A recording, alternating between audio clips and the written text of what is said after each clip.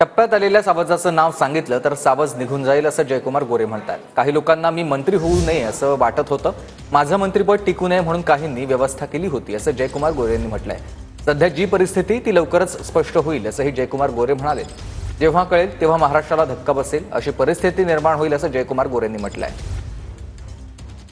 सगळेजण बघताय आपलं आता मुळातच सावज टप्प्यात आलं हे जर सांगायचं म्हटलं नाव घेऊन तर टप्प्यात आलेला सावज निघून जाईल ना, असं कसं काय सांगेल।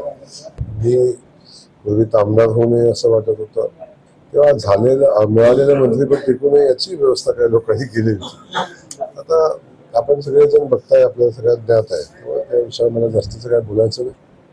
सध्या जी परिस्थिती आहे ती लवकर स्पष्ट होईल आणि याच्या मागचं जे षडयंत्र आहे ते लवकरच बाहेर येईल आणि जेव्हा ते बाहेर येईल तेव्हा महाराष्ट्राला धक्का बसेल अशी परिस्थिती आहे।